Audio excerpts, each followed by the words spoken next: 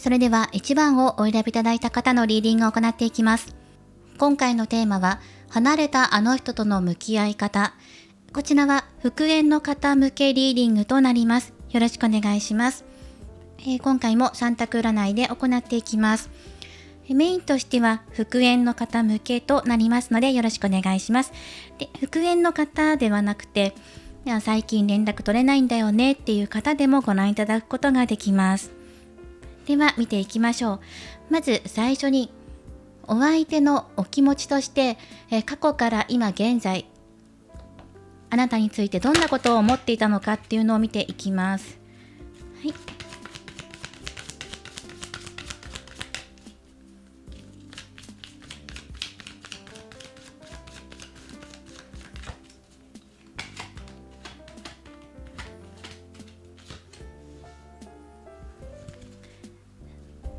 そうですね、ごまかしのカードが出てきています。これもう少し深く見ていきたいですね。例えば何か露出してしまったりとか、知られたくないことを知られてしまったり、どちらかがね、だったりとか、またはお互い秘密にしていたようなことがあったんだけれども、秘密のような関係性だったんだけれども、それが明るみに出てしまったとか、何かが出てきてしまったっていうようなのが出てきていますね。またその他にも見ていきましょう。お相手のお気持ちの変化として見ていきます。ただね、ソウルメイトのカードも入ってるんですよね。ここの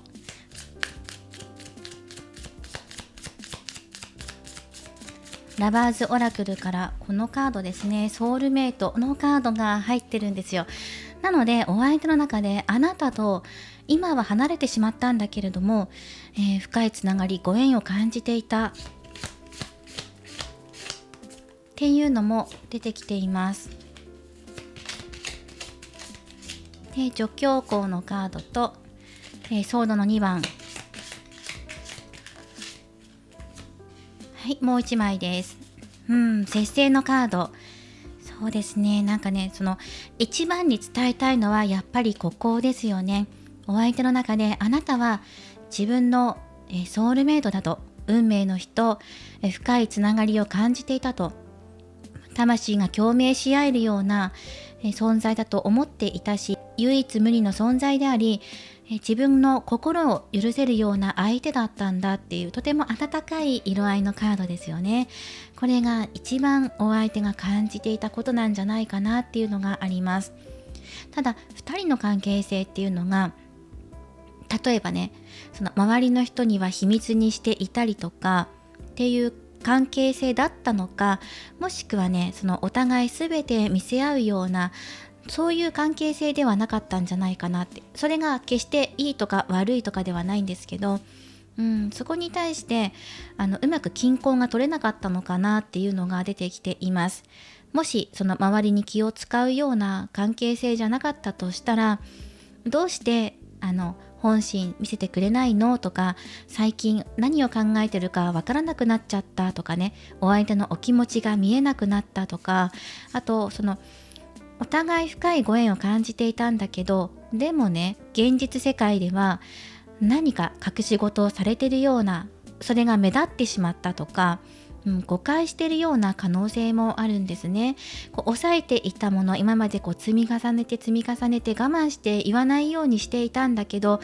そこを深く突っ込んでしまったとか、それでお互い離れてしまったような、そんな感じがします。どちらか片方の言い分を聞くまでもなく離れてしまったとかね、怒らせちゃった、または怒ってしまったとかね、その後なかなかお互い素直になってまた近づいていけないような距離感を感じていらっしゃるのかなとも思います。一度離れてしまったものをまた手繰り寄せていくのは難しいなっていうのを感じていながらも、でも願っているところがある。特にお相手の方があなたに深く言いたいことっていうのが、あなたと一緒にいて、そのつながっている時間、それは心も体もつながっている時間、とても大切だったし、そして魂レベルでつながりを感じられていた、とても心地の良かったもの、そのような時間を過ごしていたんだけれども、でもやはり何か表に出てはいけなかったようなことが出てきてしまったのかなっていうのが原因としてお相手は感じていますね。どちらかが一方的に我慢していたのかな。お互いかもしれないですけどね、お互いが思い通りにいかない、素直なお気持ちを見せ合っていけなかった、それが原因だったのかなと思います。ただ仲が良かったとか、思いが通じ合っていてうまくいってる時っていうのはものすごいつながりを感じていたので、それが今でも忘れられないんだっていうのが出てきていますね。はい。もう少し本音を見せていけばよかったんじゃないかなっていうようなお気持ちとか、例えば誤解だとしたらね、誤解を解けば今でも関係性が続いていたんじゃないかなっていうような後悔のお気持ちも出てきています。でもどうでしょうか、ね、どちらかが一方が我慢していたのであれば、それはどうしてね本音を教えてくれないのとか、どうして連絡くれないのっていうことなんじゃないかなと思うんですね。でもそこはそうだな、例えばやましいことがあって連絡しなかったとか、そういうことじゃないんだってことをね言いたいと思うんですね。あなたはもしかしたらお相手の本当のお気持ちとか、お別れする時の、本当の心の声っていうのを聞いていない可能性があるんじゃないかな。例えばですけど、喧嘩別れしてしまった方であれば、感情的な言葉同士のぶつかり合いで、それしか今心に残っていなくて、本当はお相手が伝えたかったこととかっていうのがまだ届いていないような感じがしました。ではお相手のお気持ちっていうのを見ていったので、今現在の気持ちもそうですよね。まだでもこらえているところがあると思うんですね。今もまだ素直になれていないっていうところが出てきているので、じゃあこれから先2人はどうなっていくのっていうところも見ていきましょう。そして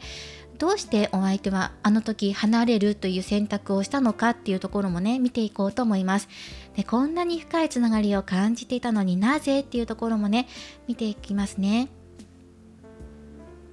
それではクリームとタロットさんからもらっていきます。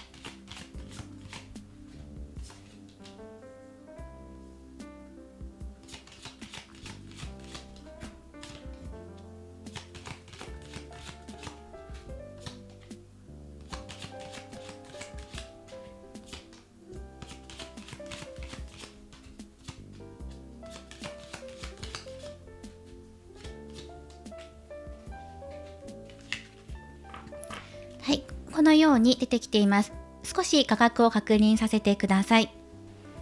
画面に入りきらないところがあったので、カードの調整をしていきますね。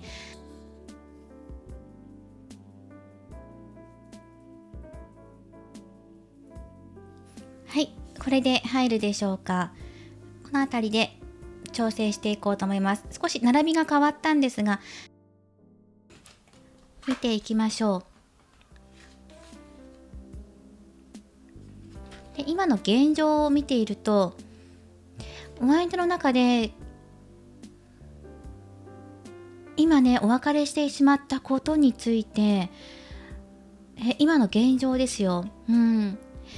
お別れして心がすっきりしないっていうのが出てきています。ちょっとね失望に近いかもしれませんね。あなたを失ってしまったっていうことをまだ全て現実を受け止めきれていないようなところがあります。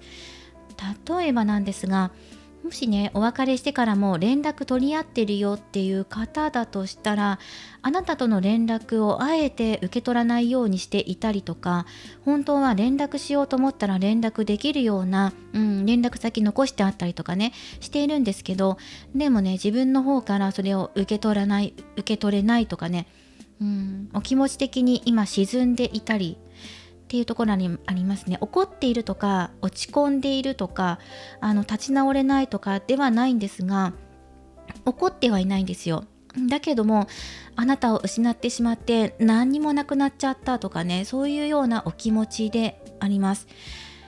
もしつながりがまだあるとするのであっても、まだ見ないようにしてるというかね、考えてるような感じですね。自分の中で殻に閉じこもって考えているっていうような、あなたに連絡する勇気もないし、もしあなたの方から連絡来たとしても、今はなんか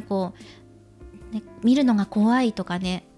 メールを開けるのが怖いとかね、 LINE 開くのが怖いとか、そういう感じで入ってきますね。そしてお別れしてしまった後も交流のある方もいるかもしれません。お相手のお気持ちとしてはね、心の中の声としては、そのお別れして恋人関係を解消したとしても、人としてあなたのことを尊敬しているし、親切にしていきたいと思っているし、もし関われるのであれば関わっていきたいんだけど、でも何かね、その2人の間を阻めている存在っていうところがあるんじゃないかなと思うんですね。もし、親切にしたい、人としてお付き合いを続けていきたい、交流を持ち続けていきたいんだけど、何かに邪魔されているような感じがするっていうのが入ってきます。はい、そしてお別れしてからもあなたとそうやって連絡を取り合ったりとか、そこに自分の下心みたいなものが少しだけ入ってるんですね。もしよかったら復縁していきたいとかね、つながっていきたいとかっていうお気持ちがあるんですけど、でもそれはあなたに伝えてもいいのかなとかね、そしてお別れしてしまったので、その原因っていうのもここに出てきてるので、なんか乱れてしまったものがあるとか、それは2人とも共通してるかもしれないですよね。例えば秘密の関係性だとしたら、それが表に出てしまったから離れることになったとか、あとはそのどちらか一方が例えば聞かれたくないこととか見られたくないものとかがあって、やましいことではないんですけど、そこで誤解が生じて離れてしまったりとか、本当は強いつながりっていうのを感じていたのにお別れしてしまって、そしてまた再び交流していきたいっていう気持ちはあるんだけど、でもそれっていいのかなっていうところで悩んでいたり迷っていたりっていうようなお気持ちが今現在見えています。自分から動いていいのかなとか、例えばね、連絡送っていいのかな、元気っていうたった一言のメール、これが送っていいのかどうかってことで悩んでいたり、ただお相手の中ではそのお付き合いというか交流していきたい、持っていきたいっていうのはあるんですよ。もう絶対関わりたくないとかそういうのじゃなくて、逆に話しかけたいとかね、つながっていたい、あくまでも一個人として、恋心を隠してお付き合い、人としてのお付き合い、お友達とかね、そういうお付き合い、仕事上のお付き合いかな、していきたいっていうのはあるんですが、どこまで仲を深めていいのかなとか、話しかけていいのかなっていうところで悩んでる感じがしますね。そしてだからこそ、自分の中でまだちゃんと距離感っていうのがつかめていないからこそ、連絡がもしあなたの方から来ていたとしても、なんとなくしか返事返していないとか、返事まだ返していないっていうような状況かもしれません。ではこの先お相手としては、お相手の方からね、あなたに何か働きかけをしていくんですかっていうところで見ていくと、やっぱりね、この今の現状がお相手の目線で言えば悪化していくんですよ。あなたを失ってしまったことを深く実感するっていうところになっていくんですね。失望感、失ってしまった悲しみっていうところにお相手はたどり着いていくんですね。なんかいなくなってしまった、隣にいるはずだったあなたがいない、どうしようかなっていうお気持ちから、もう完全に失ってしまったんだっていう深い悲しみの方に沈んでいくんですね。だからそこから抜け出していくまでっていうところがあるので、じゃあ今すぐこのお相手の方から話しかけてくれるのとか連絡くれるのって言ったら、まだそこまではいかないって、今の状態はね、近未来だといかないよっていうのが出てきていて、どちらかというともうあなたを失ってしまった悲しみでいっぱいいっぱいだっていうのが出てきています。ではこの後ね、この下からアドバイスもらっています。お相手の恐れとか期待している部分っていうところでソードの7番が出ています。だからここはご縁について悩んでいたり、どんな風にまたご縁を手繰り寄せていこうかってことを考えているところもあるし、怖いなっていうところもあるんです。もしあなたに逃げられてしまったらどうしようとか、自分から話しかけた時に冷たくされちゃったらどうしようとかね、そういうことも考えています。あの時ここにも少し通じるんですけど、お別れしてしまった原因のところで、これね、このごまかしっていうカードなんですけど、何かをごまかしてしまったり、あやふやにしてしまったり、曖昧な感じっていうのが入ってくるんですね。それが明るみに出てしまったとか、知っちゃった、見ちゃった、聞いちゃったとかね。だけどそれは真実じゃないかもしれないっていうところで、これもそのお相手の恐れとして、また同じようなことになったらどうしようとかね、自分が誠心誠意込めて何かを伝えようとしても途中で遮られたりとか、また違う形で受け取られて突っぱねられたらどうしようっていうような不安っていうところが強いので、積極的に明るい気持ちで話しかけられない、仲良くしたいっていう気持ちがあっても、なんかね、動けないっていう感じで怖いなって、関係性がこれ以上悪化するの怖いなっていうところがあります。まず第一、失ってしまった悲しみで今溢れ返っていくようなこの先っていうのがあるから、まずその気持ちでまず浸ってるような感じなんですよね。だからじゃあその状態でどうするこうするっていうのができないよっていうところが出てきています。これからの障害っていうところでペンタクル2番、障害もしくはポイントとなるところでペンタクル2番でアドバイスカードでカップのナイトが入っています。まずアドバイスとしては、お気持ちを伝えていくことっていうのがここ入ってきています。あなたの方から働きかけてみてください。この方多分あなたを失ってしまった悲しみでいっぱいいっぱいなんですよね。そこから抜け出せないんですよ。なかなかに抜け出せない。でその時にあなたの方から優しく話しかけてくれたら、この方も光が差し込んできて悲しみから抜けることができるんじゃないかなと思うんです。もしあなたの方で素直なお気持ち、今連絡取り合いたいとか、またお相手とよりを戻したいとかね、そういうお気持ちがあるのであれば、ストレートに伝えていくことっていうのがアドバイスとして入っています。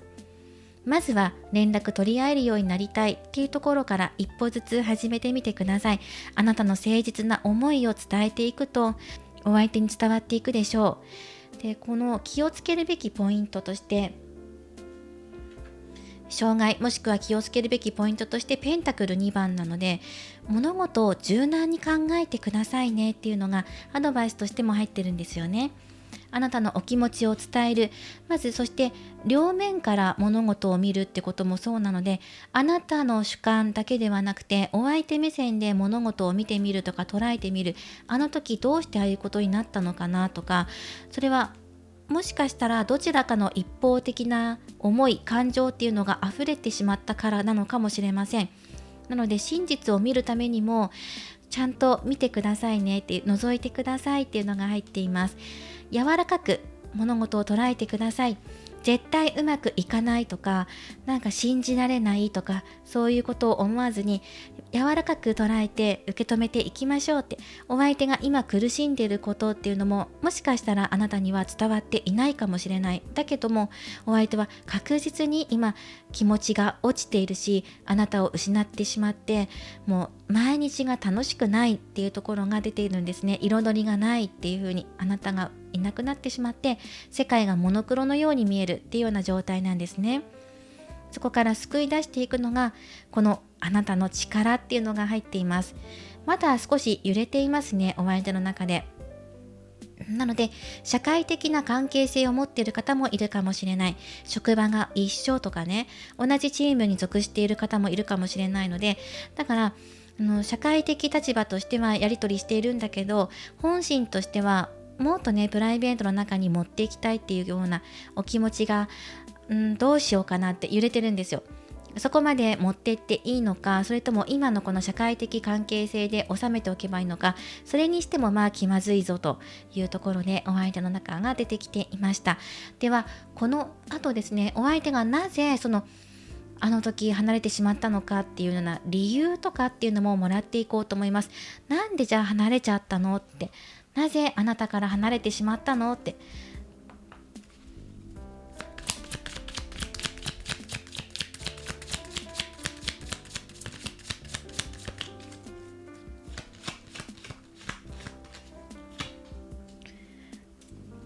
はい、ワンドの4番が入っています。お相手は離れる気がなかったんじゃないかなっていうのが出てきています。あなたと一緒にいるととても安心で、なんて言うんだろう、甘えられるというかね、あなたに甘えていたっていうのが出てきています。あとは少ししかない時間だったかもしれないんだけど、そのわずかな時間、あなたと会っている時間がとっても自分にとっては安らかなもので、でこれからあなたとやっていけると思っていたっていうのが出てきていますね。ではあなたの方のお気持ちっていうのはどうだったんでしょうか。お別れしてしまった時のあなたのお気持ち、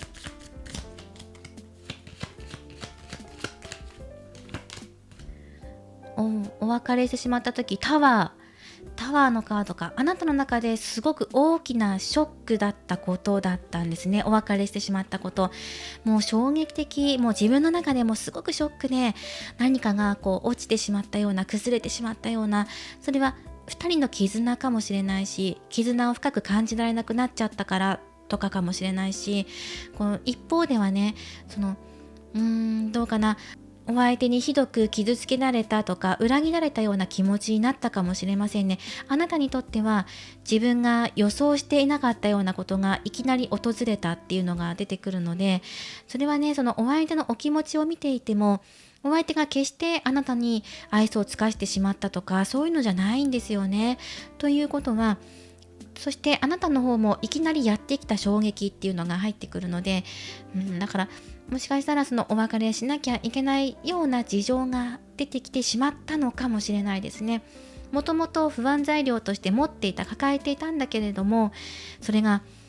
ついにやってきてしまったかって、現実になってしまったか、恐れていたものがついに現実になっちゃったのかっていうようなお気持ちになったんじゃないかなって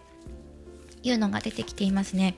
ただお相手はあなたと一緒にいるときすごく安らかな気持ちだったんだっていうのが出ています。でもね、もしかしたらそのお相手に例えばご家庭があったとかっていう可能性も少しだけありますね。会社が一緒とかじゃなければお相手に家庭があったのかなっていう感じで入ってきます。だけどそのあなたと深いご縁を感じていたし、一緒にいる時間すごく安らかだったっていうのが出ています。ヒーリングのカードですね。そうですね、やっぱりあなたに甘えていたっていうところもあったし、やっぱりそうですね、幅広い意味で深く深くお互いがつながり合っていくこと、こうやって抱きしめ合うこの瞬間だったりとか、2人が一つになっていく瞬間っていうのをとても愛おしいっていう風に感じていたんですね。お相手の中で癒し、お辛かったのかな、お相手が。あなたといる時だけが自分の癒しの時間だったんだよっていうのが出てきてるんですね。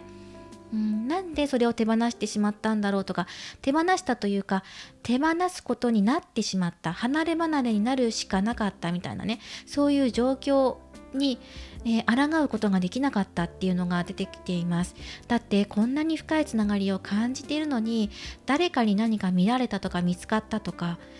噂が広がったとかね、何かそういうことで本当は2人の本当の気持ちとは違うのに離れなきゃいけなくなっちゃったようなことがあるんじゃないかなっていうのが出てきましたね。あなたといる時間がすごく癒しだったんだって。だからいなくなってしまってどんどん落ち込んでいくんですね。ではね、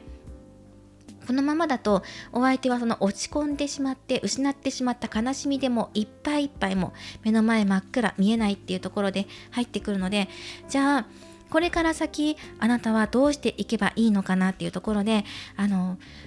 ドバイスもらっていきましょう。これからもずっとねお互い癒し合えるような存在でありたい、関係性でありたいっていうところがお相手のお気持ちとして入ってきています。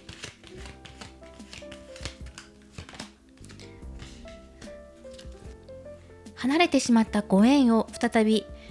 引き寄せていくっていうような、今でもやっぱり離れてるねっていうのが出ていますね。今は離れ離れにならなきゃいけない理由があったんじゃないんでしょうか。お互いのお気持ちとは別に。ごめんなさい。ちょっと拾い上げますね。お互いの、本心とは別にそうしなきゃいけないような関係性だったんじゃないかなっていうのが出てきていますけど、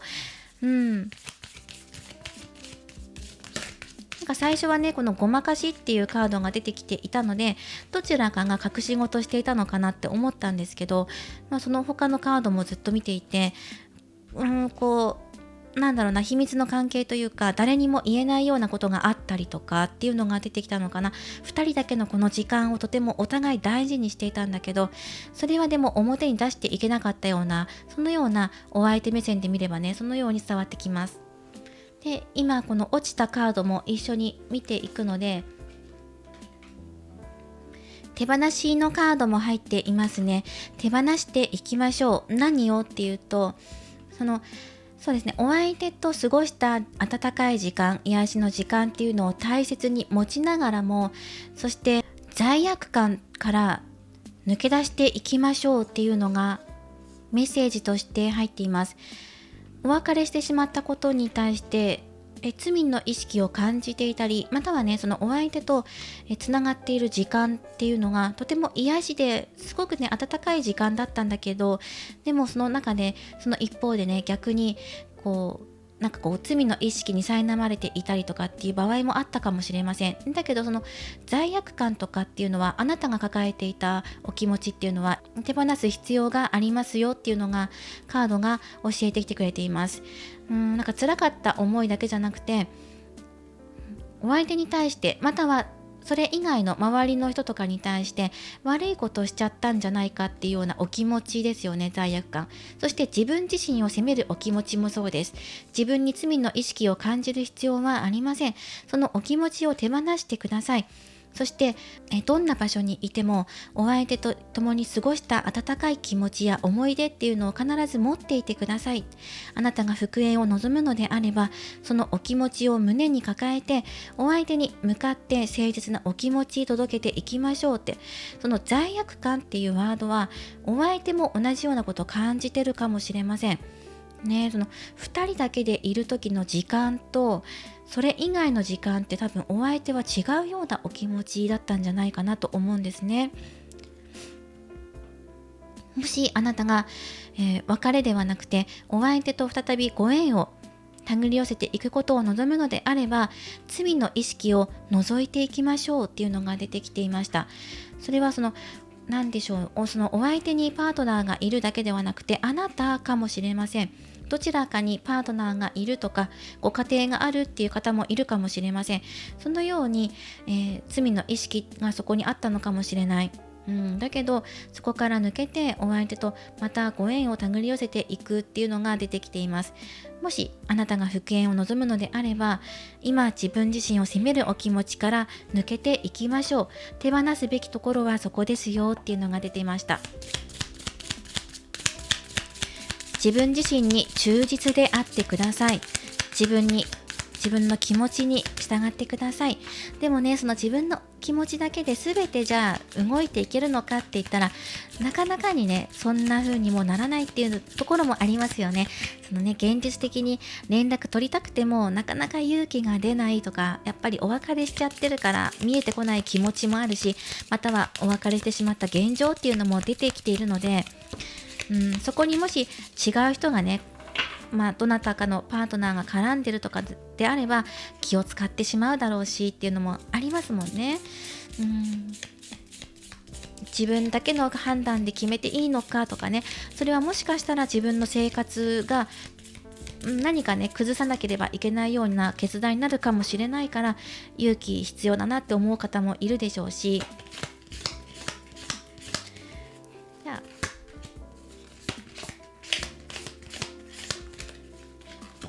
からあなたの中でももうダメなんじゃないかっていうふうに思っていたり、またはね、だけど諦められないとかね、そこはでもお相手もそんな風に感じてるんじゃないかなと思うんですよね。ソウルメイトのカードがお相手の方で出てきているので、あなたを手放したくないし、またご縁があったら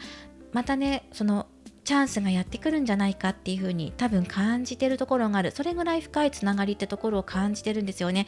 なんとも説明しづらいんだけど、お相手の中で、お相手の心の中で、あなたとは深いつながりがあるっていう風に感じてるんだって。それは理屈では説明できないことなんだっていうのがお相手のお気持ち入ってますし、あなたの方もお別れしてしまったことに対してすごく辛いんだって、自分の中では衝撃的なこと、ショックだったことっていう風に入ってきていました。でもね、復縁を望んでいきましょう。カップの6番、そしてペンタクルページで、その様々な方が見てますので、生活状況とかそれぞれあると思います。なので今ご自身ができることからやっていきましょう。カップのナイトさんも入ってきています。まず誠実にね、もう一度また一からスタートするお気持ちで、ゆっくりかもしれないんだけれども、でもそれでもね、お相手に誠実さを届けていくんだって、届けた後に2人でまた育んでいく、もう一度初心に戻る気持ちで、また一つ一つ誠実に育んでいきましょうっていうのがアドバイスとして入ってきています。必ずチャンスがあるので、お相手とまた連絡取り合えるとか、きちんと向き合うチャンスがやってくるので、そのチャンスを見つけてください。必ずありますからね、そのチャンスをつかみ取っていってください。はい。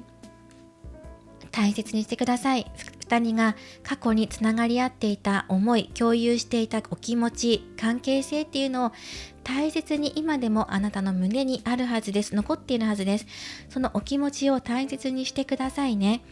もしあなたが復縁っていうのを望むのであれば、またあなたの方から動いていくといいでしょう。はい。というふうに動くっていうね、誠実さを届けるっていうカードが入ってきていましたね。ここにもね。はい。そして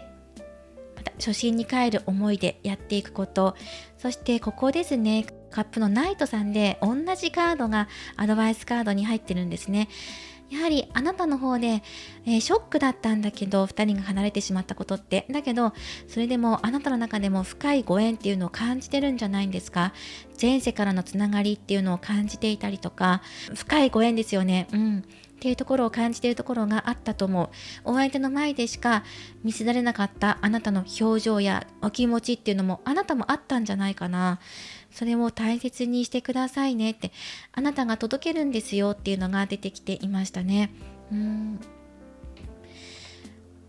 そう。あなたが向かっていくと、復縁に向かってチャンスがぐんと広がっていきます。お相手は今あなたを失ってしまった悲しみでいっぱいで、向こうから動いてくるっていうよりは、あなたが動いていった方が可能性が広がっていきます。もちろんね、乗り越えるべき障害とかっていうのもあると思うんですね。復縁なので。お別れしてしまった原因とかも様々あると思います。ただ、お互いのお気持ちが離れたくて離れたんじゃないんじゃないかなっていうのが伝わってきました。この1番さん。はい。復縁に向かってね、やっていってみてください。少しずつでいいので、ゆっくりと誠実に、まずね、人間関係を育んでいくところからっていうことでもいいですしね、まずお友達のようにまた戻れるように、そこを目指して連絡してみるとか、これはあなたの方から動いていくっていうカードですね。なので、向こうからの動きを期待するよりは、あなたから動いてみた方がお相手の反応っていうのが返ってくるんじゃないかなと思います。そうですね。ちょっと1枚出しましょうか。もしあなたの方から、働きかけたら、お相手の反応としては何か返事をくれるとか、お相手の反応、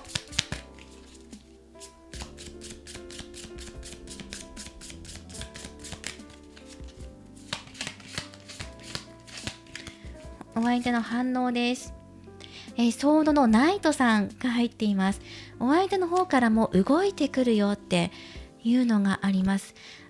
そのお別れした時とかっていうのもお相手伝えきれなかった思いっていうのがあるんですよ。なのでそれを伝えてくれるとか、自分の思っていたお気持ち、もしくは動けなかったことに対して希望を見出して、その希望に向かって動くとかね、目標を定めて動くっていうカードなんです。なのでお相手の方もあなたに応えるかのように動きます。ここあなたの方から優しく向かってみてください。そしたらお相手、多分早い勢いで返信が返ってくるとか、何かしら反応が出てくると思います。それではお選びいただいたオラクルカードから最後にメッセージをもらっていきます。アベンチュリンのカードです。あなたが自ら幸運のチャンスを作り出していくのです。運を引き寄せるのはあなたの力です。はい、あなた自身が自分で引き寄せていきましょう。だからつまりあなたの方から働きかけていく大切な思いを持ちながらね、動いていくと幸運を引き寄せていく、チャンスをつかみ取っていくっていうアドバイスが入ってきていました。ぜひご自身の力で幸運を作り出していきましょう。待ってるだけでは始まらないよっていうカードですね。自分で生み出していくんだっていうねカードです。今回は離れたあの人のお気持ち、そしてあの人との向き合い方、復縁リーディングをさせていただきました。誠実にあなたの思い、素直な思いを伝えてくださいね。これが今の向き合い方ですよっていうのが出てきていましたね。お受け取りいただけるところだけでもお受け取りください。これからもリーディング動画を投稿していきますので、高評価やコメント、そしてチャンネル登録をよろしくお願いします。ではまた次回の動画でお会いしましょう。最後までご覧いただきありがとうございました。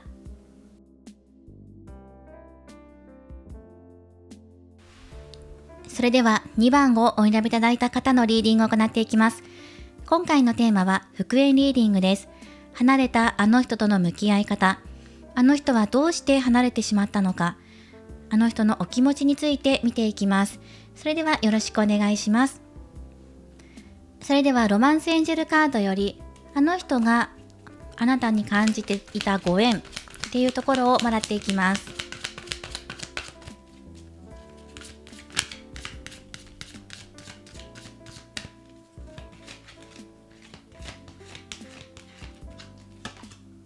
はい、1枚もらっていきましょう。お相手からの情熱っていうのを感じます。片思いだったんだよ。お相手の一方的な情熱だったっていうふうにお相手の目線で言えばね、そのように入ってきています。どちらかというと自分の方が愛が重かったんじゃないかっていうふうに、あなたを求める気持ちがすごく強かったっていうふうに入ってきます。ではラバーズオラクルからももらっていきます。自分が追いかけていた恋愛だったんだとか、あなたを追い求めてやまなかったんだっていう風にね、情熱的なカードが入ってきましたね。自分の思いがとても熱かったと。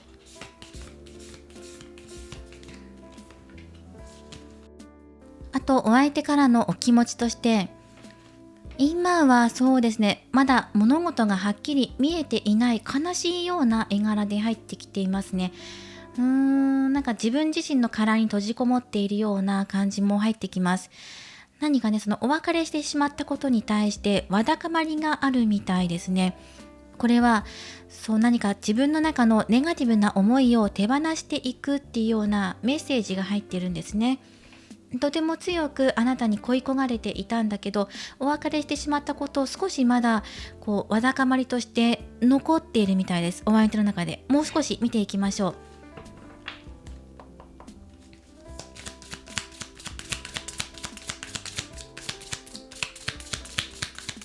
お相手の過去から現在までのあなたに対するお気持ちですね。お別れしてしまった時までのお気持ちです。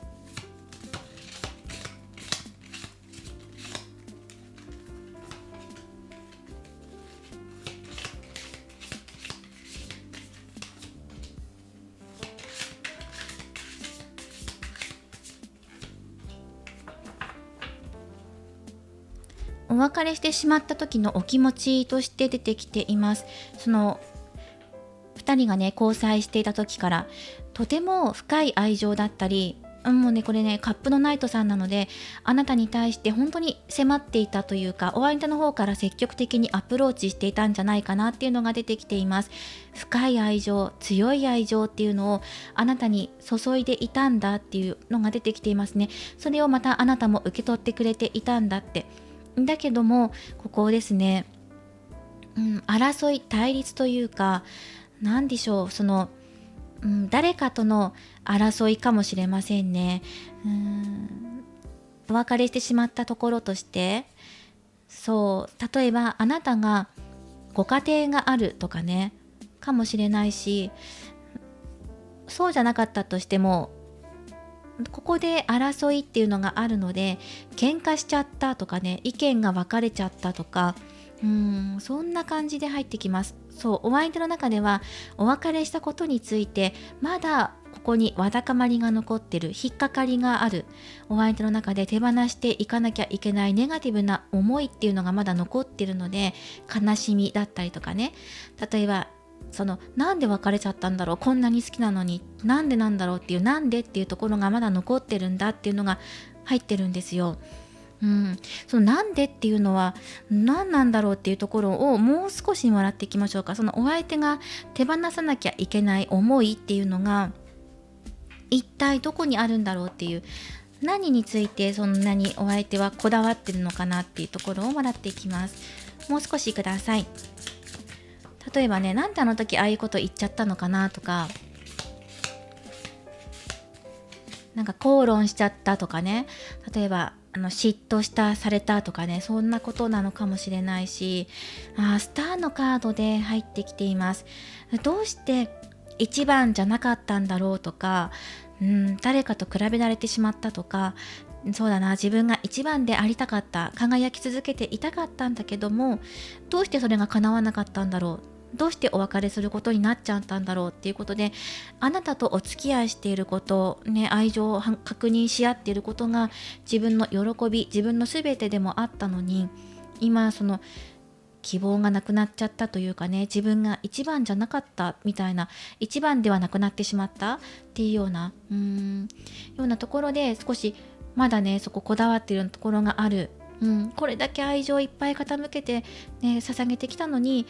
今自分一番じゃないっていうようなのがね、そのお相手の中でわだかまりとして残ってますね。またはお別れしたその時っていうのが自分が一番じゃなかったんじゃないのかなとかね、あとは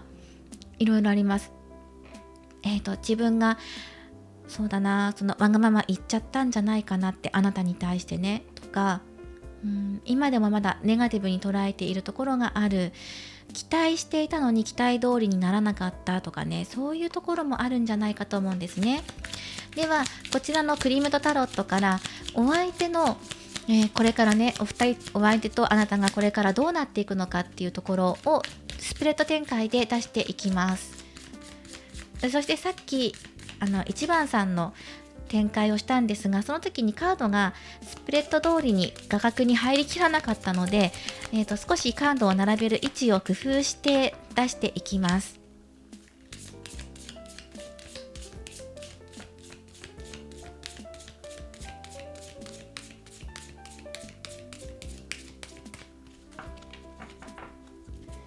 それでは出していきます。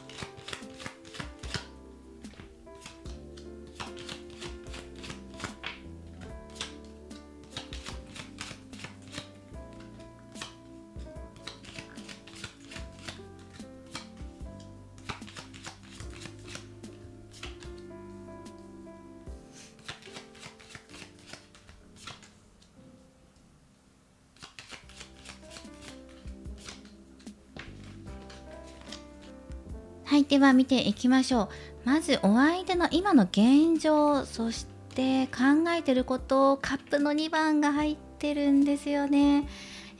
すごくね、あなたを抱きしめたい。そしてやっぱりワンドの5番が入っています。なんかね、そのお相手の中で争ってる相手がいるとか、なんかね、お別れしてしまったことですよね。これはね、分裂とかっていうのも表しています。だから例えば誰かに反対されていたとか、忙しくて会えなかったとか、それで口論になっちゃったとかね、あとはそうだな、お相手の方で誠実な思い、アタック、アプローチっていうのをずっと続けていて、やっとあなたと結ばれて、お相手の中ではね、もうあなたしかいないっていうのが出てきてるんですよね。カップの2番です。こんなにも抱きしめたいっていう思いがずっとあるのに、でもね、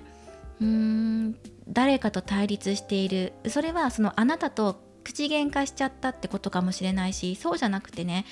例えば誰かに反対されていてとか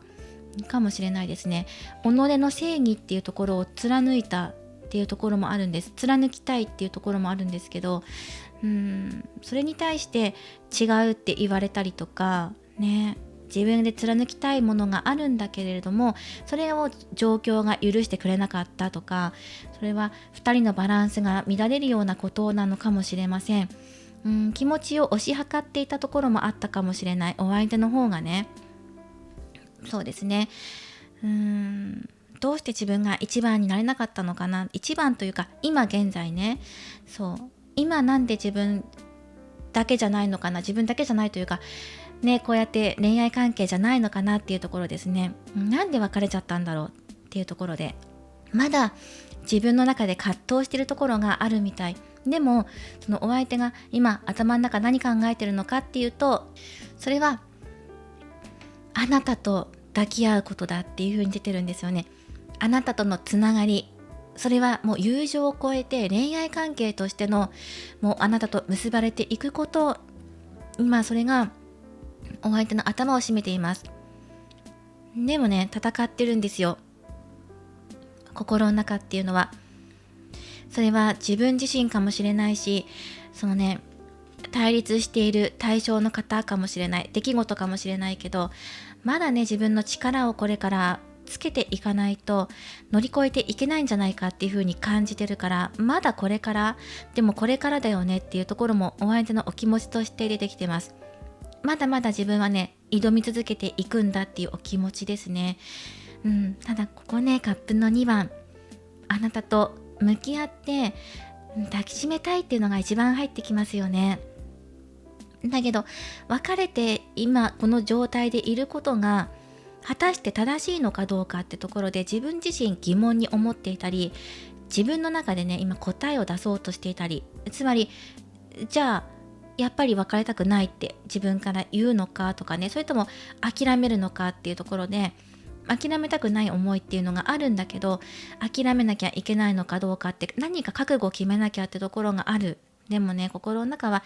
いやでもやっぱり戦いたいって、諦めたくないっていうところが出てきています。なんか譲れない主張っていうのもあると思いますしね。そしてお相手の期待していることや恐れているところにカップの7番が入っています。まだね、現実化していないっていうところですね。お相手の頭の中でいろんなことを思っています。不満に思っていることもあるでしょう。今の現状を受け入れられないとか、なぜっていうところがあって、まだこの人の中で手放さなきゃいけないネガティブな思い残ってるよっていうのがここで出てるんですね。そこについてもまだいろいろ頭の中で考えているし、現実受け入れられないっていうところがお相手の本当のね、なんていうのかな、期待、障害、不安っていうところで出てるので、多分不安の方が大きいのかな。まだ現実見れていないよっていうところでね、じゃあ現実的に自分がどうするこうするとかじゃなくて、今頭がいっぱいいっぱいな感じっていうのが出ています。いろんな気持ちが入ってますよ。ネガティブな思いも入ってるし、あなたとつながっていきたい、抱きしめていきたいっていうような期待してる気持ちもあるし、どっちもギュッて詰まってるような感じで、そこから今一歩踏み出せていないような状態なので、踏み出せない自分にイライラしてるのかもしれないしね。そういうのもあります。そしてここ障害のところにワールドが入ってるんですね。なので例えばなんですが、2人がお別れしてしまった原因でどちらか片方にパートナーがいた場合っていうのは、それを乗り越えていくというか、それを受け入れていく、どのような形でお二人が交際していくのかっていうところで、納得いかないようなところを解消させていく。そのお相手が特にそうなのかな、なんかね、解消できていない思いがあるっていうので、そこを解消させていくと、じゃあどういう関係性だったら2人が触れ合っていけるのかとか、つながっていけるのかっていうところをもう一度話し合ってみることだったりとかね、それはどちらかがパートナーとお別れして、もうあなたしか見てませんとか、お相手だけですっていうような関係性を望んでいるのかもしれないし、いやそうじゃなくて、例えばね、パートナーとの関係性もありながら、お互いの愛情も育んでいきたいとか、様々な恋愛の形っていうのがあるので、相手がどう思ってるのかとか、自分がどう思ってるのかってところをちゃんと話し合うことっていうのも障害として入ってるかなと思います。またはどんな形であれ、2人がつながっていくこと、一つになっていくことに対して恐れないでくださいねっていうのも入ってるんですよね。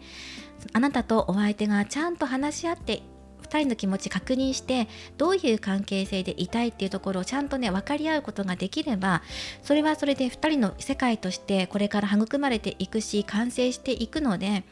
だからあなたの方のお気持ちですよね。あなたはどうしたいっていうところで、一応アドバイスカードはバンドの2番が入ってるんですね。だからあなたとしてもまだ今の現状じゃ満足できないようなお気持ちもあるんじゃないかな。そしてお別れする前にお相手とお付き合いされている時もまだ先のことを見ていたのに、どうして終わっちゃったのかなって、まだ先のことを望んでいるのにっていうようなお気持ちもあったと思うんですね。はい、つだれ人。そっか、お別れした時のあなたの思いとしてはつだれ人なので、自分の中でもこれは忍耐、我慢しなきゃいけないことだったんだ。何かね、耐えていたことあなたの中にもあったのかな。例えば制限かかっていた、その中でしか会えないとか、あと自分に縛りをかけているようなところがある。なんかね、制限や縛りの中で、その中で恋愛関係お付き合いしていたとかね、あとは自分の中で我慢して耐えきれないことがあったとかね、そういうのが出ています。そういうお気持ちですね。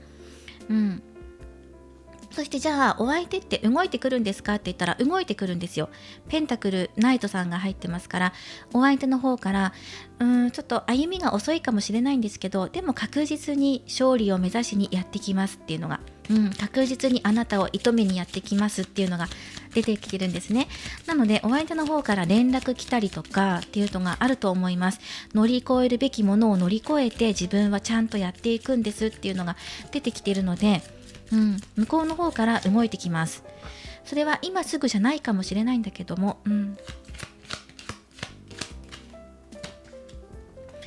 あなたのアドバイス、カップの5番。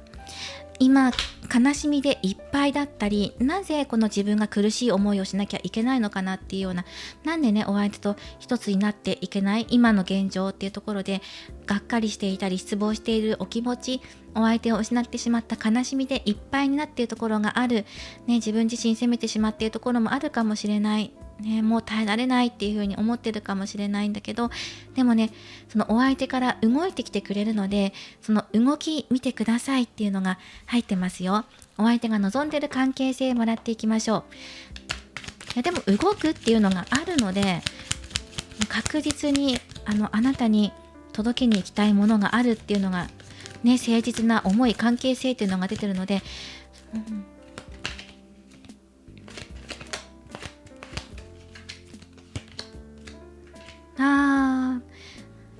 そうですね、新しい世界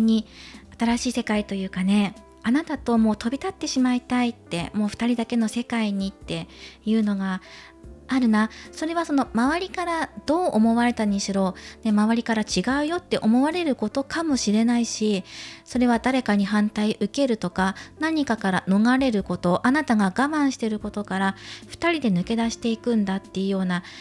そのような関係性を望んでいるんですね。もう新しい世界へ向かってるハネムーンのカードなんですね、これは。新しい関係性、2人が一つの世界を作り上げて、もう次の世界2人だけしかいない楽園へ行くんですっていうような、こういう関係を望んでるんですって、だから自分は動くんだっていう風に出てきていますね。ではあなたへ向けてのアドバイスカードもらっていきましょう。ラバーズオラクルからも少しもらっていきます。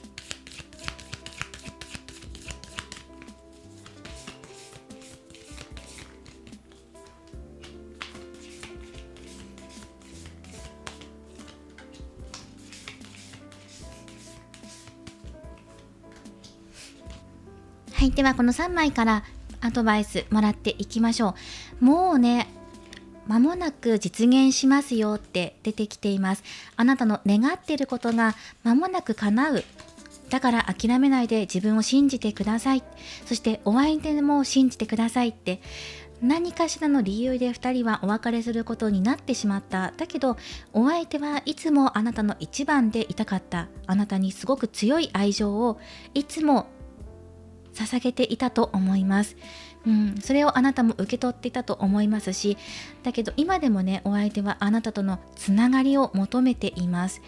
でもそのお別れしてしまった原因っていうのは、対立だったりとか葛藤だったり試練っていうものがあったんですね。中には喧嘩っていう方もいたかもしれない。じゃあどうやったらうまく付き合っていけるのかっていう方法をこれから2人で話し合って見つけていくんだっていうのが出てきています。お相手は2人だけの楽園へ向かって旅立っていきたいと、あなたを連れて行きたいんだって、2人だけの世界を完成させたいんだっていうのが出てきています。だからあなたも自分自身を信じてください。これからやってくる、間もなく願いが叶うでしょう。だから諦めずにあなたも進んでください。向かっていくんです。そしてバランスのカードも出てきていました。愛は必ずしもそのためだけにあるとは限りません。そのためだけにっていうのは何でしょうか。一体あなたとお相手との間で共通するワードが多分あると思うんですね。お互いにとっての愛とは周りから見たら違うって思われることかもしれないけど、でも自分たちにはこれだよねって思える、通じ合えるものがあったと思います。なのでこのあなたとお相手の関係っていうのはとても素晴らしいものであって、お互いをサポートするものでもあるんです。だからこそ今そのお互いのね、今お相手がネガティブな感情を手放していくために、手放せるためにもバランスを整えていくことが必要になってくるでしょう。でどうやればじゃあ2人のバランスが整っていくのかって言ったら、お相手の方でも動いてきてくれます。その時にじゃああなたは何をしておけばいいでしょうか。それはあなたが悲しいってお相手を失ってしまって、もうダメだって、自分はもうやっていけないんだっていうお気持ちでいると、そしたら受け取れないものも出てくると思います。だからこの悲しみから抜け出して、もう自分の気持ちが叶っていくんだって、信じるんだっていうお気持ち、そしてあとは自分の心身のバランスも整えてみてください。その後にお相手がやってくるので、その時に2人の気持ちの調整をとってみてくださいねっていうアドバイスです。あとはタロットカードからももらっていきましょう。こちらからも3枚もらっていきます。好転アドバイスメッセージです。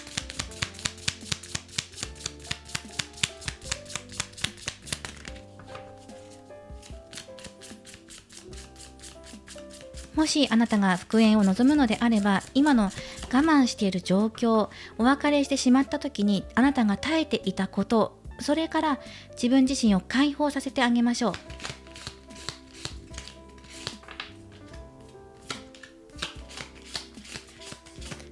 カップの2番が出てきています。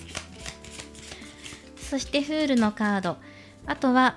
ワンドの3番ですね。未来を、お相手と一緒にいる未来をあなたも望んでいいんですよ。はい、ここお相手の、お気持ち、カップの2番とあなたへのアドバイスにも同じカードが出てきています。2人って2人がこうやって抱き合っていたり、2人だけの時間っていうのをかけがえのないものとして同じ目線で物事を見ていたし、お互いがとても大切だって、2人がつながり合っているのをとても大切だって思っていたんじゃないんですか。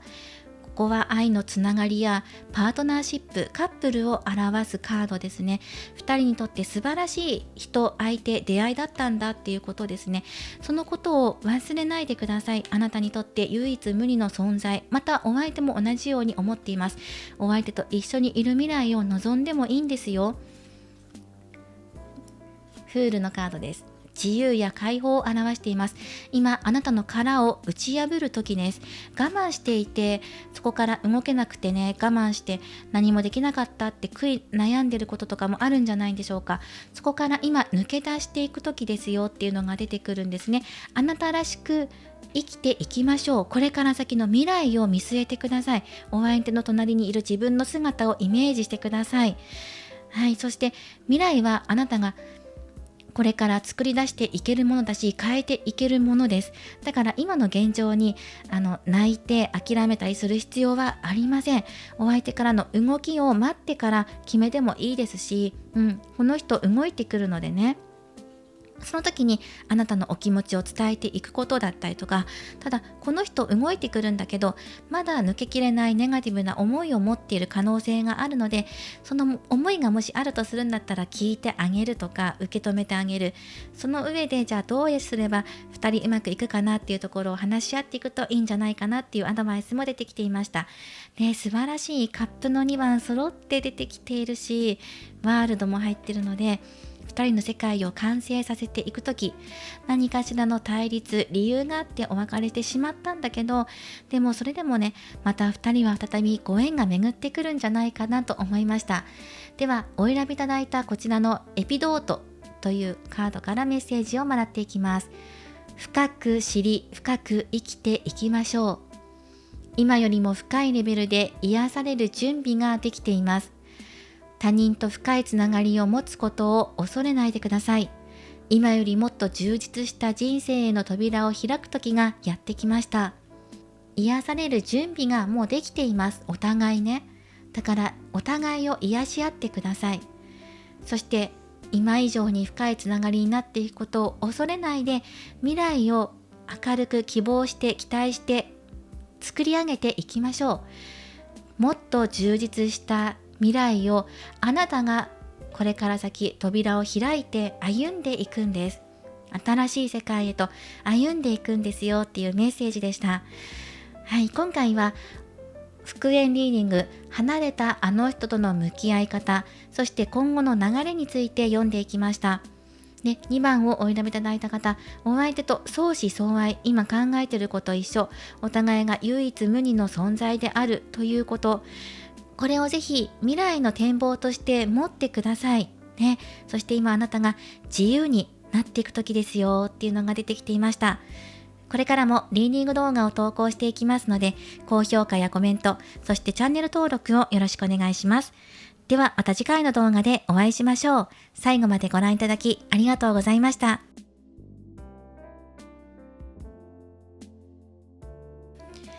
では3番をお選びいただいた方のリーディングを行っていきます。今回のテーマは復縁リーディングです。離れたあの人との向き合い方、あの人はあの時どう思っていたのか、このことについて深く見ていきます。ではよろしくお願いします。では早速ですが、ロマンスエンジェルカードよりお相手があなたとのご縁についてどのように感じていたのかっていうところをもらっていきます。お相手にとってはどんな恋愛だったのか。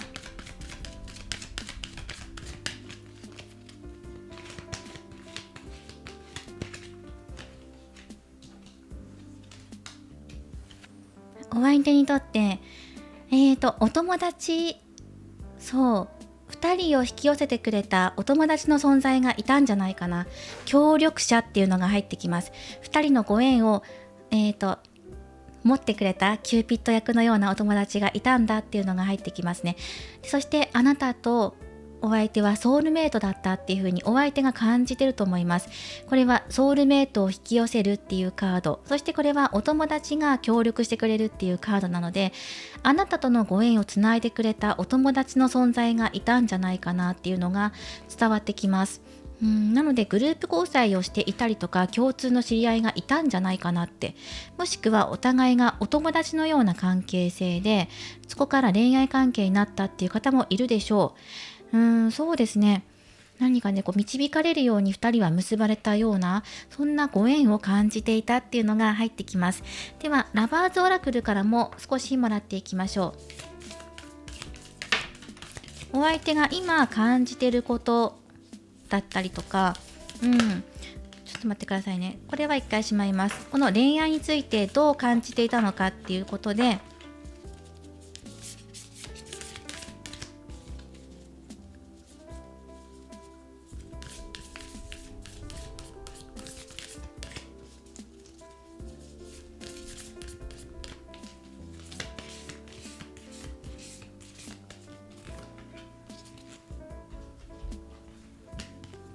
自由を表すカードも入ってきていますし、2人を止めるもの、障害は何もなかった、2人を誰も止められなかったっていうように入ってきていますね。なので自由な恋愛だったりとか、2人がより自分たちらしくいられるような恋愛関係だったりとか、とても素晴らしいものだったんじゃないかなって思うんですよね。自分のまま、ありのままの自分、そして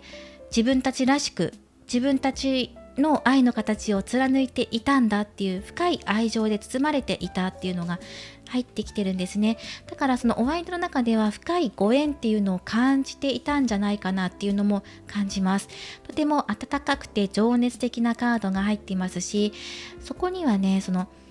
恋愛関係を超えて、その先、例えば家族愛だったりとか、もう人間愛みたいな大きな愛っていう形で入ってくる。なので魂のつながりっていうのももちろん感じているし、とても情熱的に愛しているんだけど、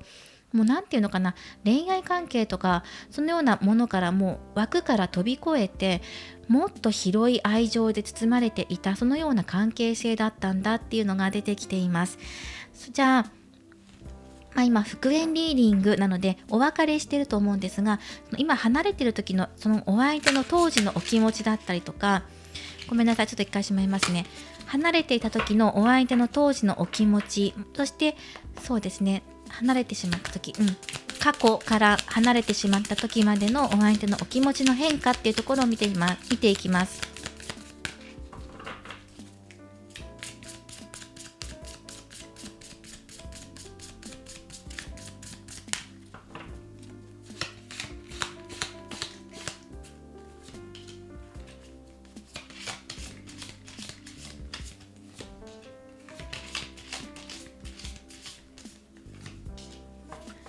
はい、出てきましたね。この3枚でもらっていきましょう。なんかね、そのお相手がすごく苦しかった時にあなたと出会って救ってもらったっていうのが入ってきます。それでより良い関係性になった。なので、あなたの中ではお相手と恋愛関係になる前ってお相手だいぶ苦しかったんじゃないかなって、思い悩んでいたんじゃないかなっていうように見えていたんじゃないんですかね。なので相談を受ける側があなただったりとか、でもどちらかもしれません。あなたの方かもしれませんね。どちらかがすごく苦しくて悩んでる時に救いの手を差し伸べてくれたのがお相手だったとかあなただったっていうように入ってきます。苦しい日々、なんかね、ストレスがかかっていたりとか、生活苦しいなとかね、生きていることすら厳しいとか苦しいとか、なんか自分らしくいられなかったような日常から、あなたもしくはお相手と出会ったことによって2人の運命は変わったんだっていう風にお相手が感じてるんですね。それで2人で新しい世界に移っていた、より自分たちらしく、魂の統合かもしれないし、あなたと一緒にいることで自分の気持ちが落ち着けたとかね、何か自分らしさを取り戻させてくれるような存在としてあなたがいたんだっていうのが入ってきています。そして苦しかったんじゃないかな、お別れするとき。なぜお別れするときのお気持ち、もう一枚もらっていきましょう。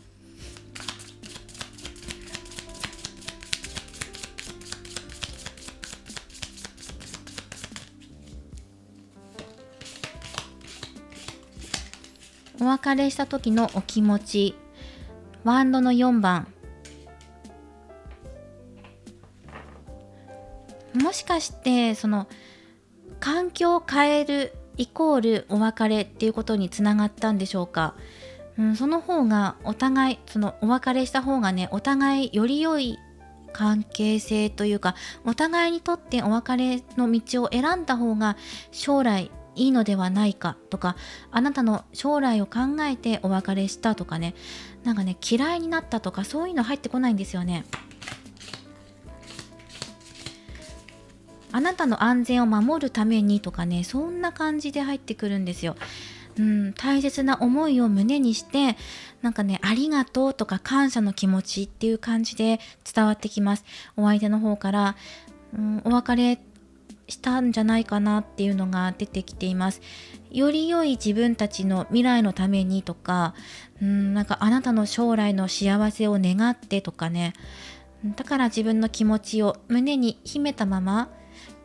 あの時救ってもらった、もしくはあなたを救った時のそこから始まった2人の恋愛だったんだけれども、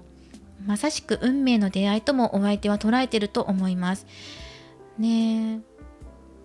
友達の紹介だったかもしれないけどね、でも運命の出会いだと思っていたんだけれども、あなたのことを考えるとお別れっていう道を取った方がいいのかなっていうふうに感じたって出てきています。自分たちらしくいられたような恋愛、素晴らしいものだったんだけれど、ねえ、そのように入ってきました。では、じゃあこれから2人ってまた再び近づいていくことってあるのっていう風に見ていきましょう。何かでもね、この3番さん見ていると、まだそのお相手と連絡取ってるよって方もいるかもしれないですね。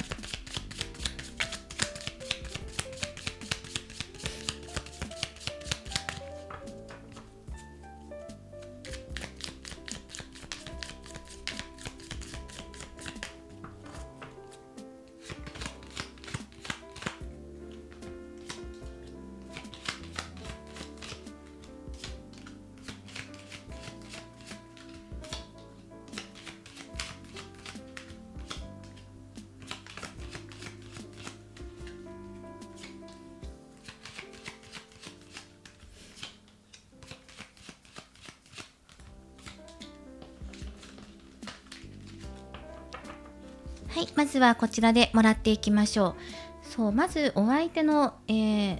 現状、今の現状をね、見ていきますね。今どんなことを思っているのか、期待してますね。そして節制のカードが入ってるので、うまくやっていきたいなあ。今なんか抑えてるんですか、お相手。ソードの2番が入ってきていて、やっぱり自分が我慢してれば2人の関係性が保っていられるとかね、なんだろう、なんかやはりあなたの未来のためだったりとか、あなたの幸せを願って自分が身を引いたとかっていうのが出てきています。だけどそれがベストだっていうふうに思っていたんだけれども、なんだろう、遠くであなたの幸せを願っていますっていうような感じで入ってくるんですね。でも自分が身を引いたっていう感じです。その方がお互いにとって良かったとか、それはその2人だけの問題じゃないかもしれないけど、でもね、その自分が身を引くことによって、自分の気持ちを抑えることによって、それが将来的にあなたにとって良かったんじゃないか、良かれと思ってそうしたっていう風に出てきています。だけどもですよ、じゃあそのお相手にとっての不安だったり、今期待してること何ですかって言ったら、つられ人なんですよ。なのでお相手かなり我慢してる感じがする、抑え込んでるような感じがするんですよね。自分が我慢することによって保たれている均衡だったり、世界の平和というかね、スケールが大きいこと言っちゃったんですけど、そのあなたの平和、あなたの世界の平和につながるんじゃないかってところを感じてるんだっていう、周りのことも考えてるかもしれないですよねっていうのが出てきて、かなり自分我慢してるっていうのが出てきています。だから多分この人、あなたのことを考えてこの先もずっと我慢し続けるような、覚悟してるような感じがしますね。ではこの後ね、障害になってくることとして見ると、カップのキング、そしてこの後ですね、アドバイスとしてカップのクイーンなんですよ。カップのキング障害、アドバイスクイーン、そしてじゃあお相手は動くんですかってところで、ソードのキング、カップルがここで揃ってる、夫婦が揃ってるんですよ、クイーンとキングで。でもお相手はソードのキングなんです。なのでもしかしたらこの障害っていうところ、お相手以外の異性の方なんじゃないかな。お相手からしてみたら自分と同じ、ね、ぐらいのね、キング対キングなので、カップのキングとソードのキングで、自分にとってはライバルのような存在で、しかもそれはあなたのパートナーに関わる感じの方なんじゃないかって、カップのクイーンとキングなので、だからそこに自分が横やりしないためにも自分が身を引いたとかじゃないのかなっていうのが出てきています。はい、もしくはこれから先あなたが結婚して幸せになっていくために自分が身を引いた方があなたにはより良い相手がいるんじゃないかっていうふうに考えているとかねっていう感じで、なんか遠くからずっと思っているまま、この思いを秘めたまま自分は我慢していけばそれでうまくまとまっていくんだっていうふうに考えてるっていうのが出てきています。このカードはお相手動いてくるんですかっていうところでソードのキングさんなんですけど、このソードのキングさん、横を向いて頬杖してるんですね。で、それは自分が決めたことに対して、もうそれから絶対自分が動かないとか、こう決めちゃってるようなところがあって、自分が見たいところ見ていないような感じがするんですね。決めたには決めたんだけど、そこから動かないような、何がね、その自分の中で、決めてね、だからそのお別れしたのはあなたのためであって、あなたの未来を思ってとか、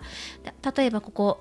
夫婦のカードが出てるので、あなたにお相手がいてそのために自分が身を引いたと思ってるのであれば、そこから自分は動かない、その考えを曲げるつもりはないよっていう感じで、だけど自分が見たい方向っていうのは本当はあなたとのつながりや恋愛関係だった時の思いっていうのを、あなたっていうのはまっすぐ見たいんだけど、それをそっぽ向いて自分が決めたことは動かない、もうそこから不動だよっていう風に出てきているので、もしそのお相手が本当に身を引いたのであれば、そこから自分の気持ち、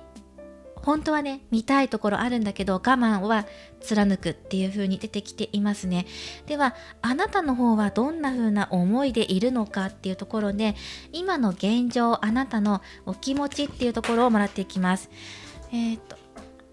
ごめんなさい。今のあなたのお気持ちもらっていきます。今のあなたの現状だったり、どんな風にあなたはやっていきたいと思っているのか。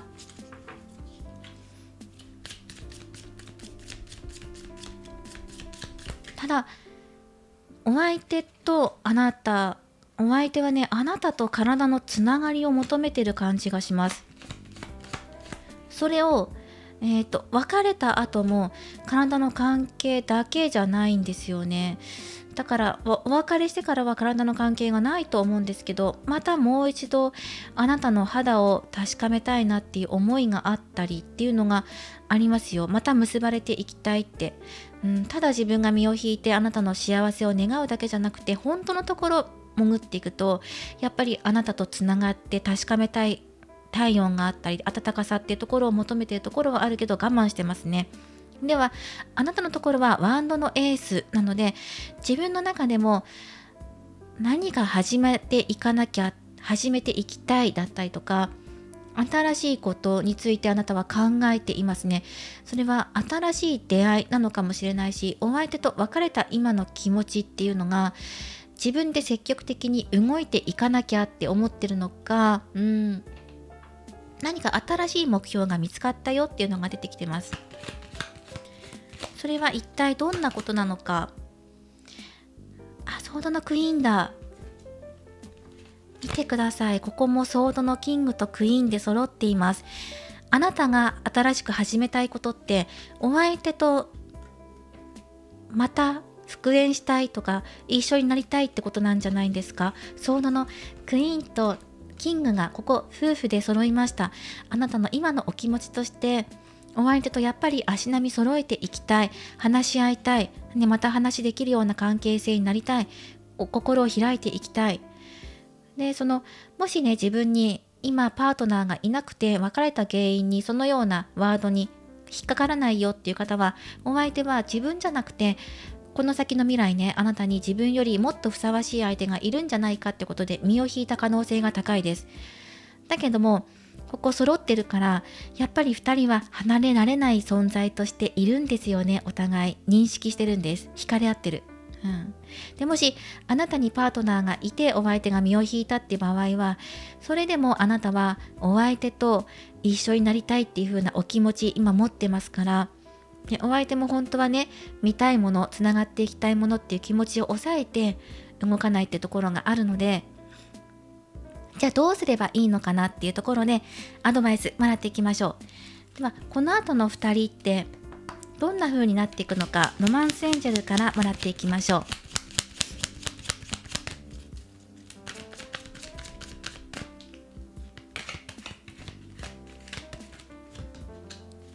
わあ、何かここから今パッと伝わってくるのが、あなたとお相手が2人だけの世界に入っていくというかね、もう連れ添っていくっていうような感じが入ってきますね、このカードからは。何か2人だけで旅立っていくとか、2人だけで奥の世界へ、身を潜めていくというかね、なんかそのようなイメージも入ってきます。ただ2人は腕を組んで連れ添っていますよね。だからこれから先2人で2人だけの世界、こうやって惹かれ合ってるこの夫婦として、またはカップルとしてパートナーとして寄り添っていくような関係性にこれからなっていくよっていう風に出てきているんですね。もう少し、もらっていきましょう。ラバーズオラクルから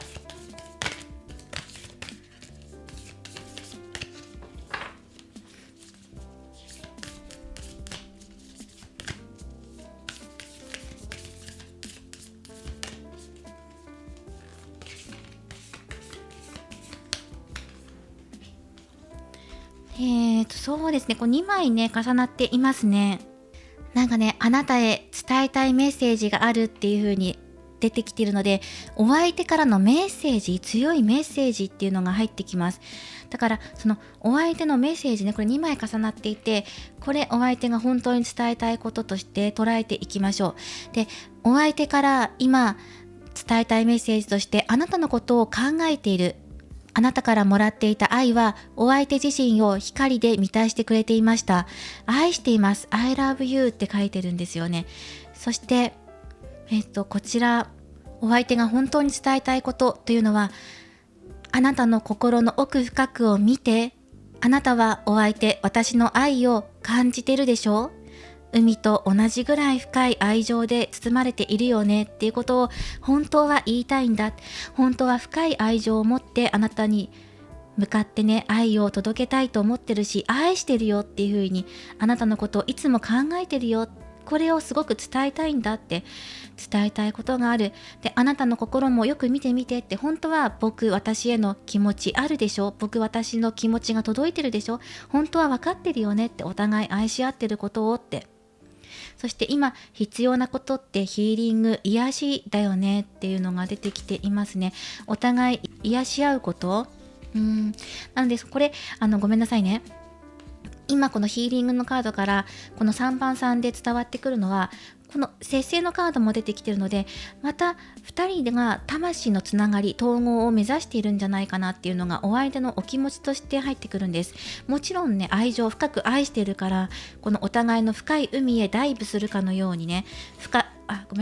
く潜り込んでいくかのように、このね2人だけの世界へ深く潜っていくかのように、これからやっていきたい、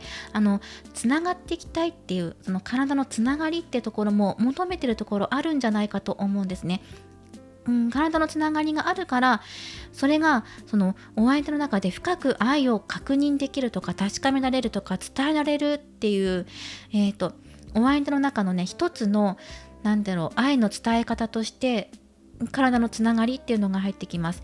あなたとつながり合えることで、そしてそれが愛情を確認し合えることにつながって、つまりはお互い癒し、そのエネルギーの循環っていうのをすごく強く感じてるから、それをあなたも本当は分かってるし感じてるよねってことをね、このメッセージとして伝えたいんだっていうのが強く出てきましたね。この3番さん、お相手からのメッセージ性がすごく高いです。では、あなたはじゃあどうすればいいのっていうところでアドバイスもらいましょう。どんな動きを私はすればいいんですかっていうところで、お相手はね、本当はこんなに伝えたい熱い思いっていうのがあるんだけど、それは多分言ってないんじゃないかなって思います。身を引いてるというかね。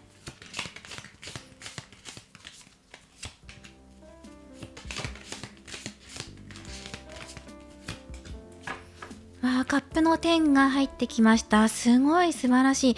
このカップの10っていうのは幸福感を表しています。平和的、そして満たされる愛、気持ち、生活、幸せっていうのを表してるんです。そしてお互い一緒に喜び合えるからこそ生まれる幸せっていうのを表しているんですよね。これをあなたにも感じてほしいと、でアドバイスとしても出ていますね。そして今あなたは現状真っ暗闇の中にいるような状況だと思います。かなり孤立していたりとか寂しさを感じていたりとか、また復縁は厳しいんじゃないかなって、未来のこと見えなくてモヤモヤする思いも抱えているだろうし、不安な気持ちでいっぱいだと思うんです。その今の現代社会で言えば、夜暗くなってからもね、電柱があって自販機が道端にあって、家の近所にコンビニがあって、近くには家の明かりがあって、電気が灯してあってって、なので夜でも明るい、割とね自分たちの家の周りって明るいですよね。隣に家があってっていう感じで。だけど本当に昔の、時代っていうのを思い浮かべてください。平安時代でもいいし江戸時代でもいいです。まだ電気が流通していなかったあの頃って、じゃあ何を頼りに夜暮らしていたのかって言ったら、皆さんね、提灯だったり、ろうそくですよね。キャンドル、ろうそくの光を灯して夜過ごしていましたよね。火の明かりで夜の暗さを灯していたりしていました。その中で生活していて、もちろんスマホも電話もテレビもない、電化製品がないので、なのでね、その中で月を見ながら好きな人のことを考えて、字をね書いてみたり歌を作ってみたりとかしながらね、相手を思う気持ちを表現して一人寂しく夜を過ごしていて、じゃあ夜ねパッと外に出れるかって言ったら怖くて出れなくないですか？想像してください。今の現代社会だったら割と出やすいですよね、外に。だって明かりがたくさんあるし、24時間やってるお店もあるし、呼ぼうと思ったらタクシーも呼べるしね、人が近くにいたりとか、みんな明かり、スマホもあるしね、懐中電灯もあって明かりがあるから割と怖くない。割と怖くなくて、パッと夜に出てコンビニに買い物行きやすかったりもするんですけど、何もない真っ暗闇の中って歩きづらいし、道が照らされていないからわからないですよね。月明かりが出ていれば月の光でぼんやりと道は見えるんだけど、でもはっきりとしていない。だから月が隠れている曇りの日の夜だったら怖くて外なんか多分出れないと思うんですよ。提灯持って出るとかしても勇気多分いると思うのでね。だからその時の状況が今のあなたの心境にぴったりと重なってると思うんですね。何も見えない中怖いって思ってる気持ちがある、未来に対して怖いとか、これから先一人でやっていけるのかどうかっていう不安に今思い悩んでいたりとか、ペンタクル5番っていうのも厳しい状況、環境っていうのを表してるんです。なので環境的に今厳しかったり、先行き見えない気持ちっていうのがあったとしても、この先の未来っていうのはお相手からのメッセージ、すごく強く今入ってきましたよね。そしてここです。家族愛だったり充実した気持ち、一緒に喜ぶのはあなたなんだっていうことです。それをね、じゃあどっちが伝えていくのかっていうところです。決して暗い今の夜の生活だったり、夜の道ですよね。明かりのない夜の道一人で歩くの怖いな。だからあなたも多分自分から動きづらいと思うんですよね。暗闇の中、なんかね、もしろうそくの光が消えてしまったら、私この先歩いていけないわっていうふうに思ってると思うんですよね。環境的にも今連絡取りづらいとか、状況が厳しいっていうのもあるかもしれない。じゃあこの先ね、どうやったらお相手と気持ち通し合っていけるのか、もう少し具体的にじゃあアクションもらっていきましょう。あなたから何をすればいいのってことで、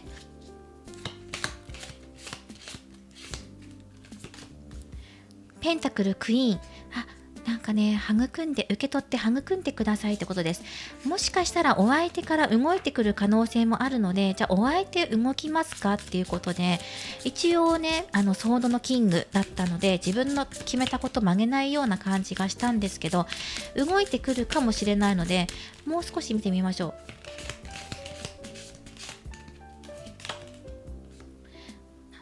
力のカードが入っていますね。なんかね、どっちが積極的に動くとかじゃなくて、普通にポンと連絡したらポンと返事が返ってきて、そこからやり取りがまた続いていくとか、今もし連絡取れていない方であれば、どちらかともなく自然とまた寄り添っていけるような、何かね、そんな感じがしました。今お相手から伝わってくるメッセージ、これを受け取ったよとか、例えばその感謝の気持ちを伝えるとか、はっきりとねお相手の口からこれを言われたわけじゃないと思うので、今例えばお相手に元気みたいな感じであなたが一言かけると、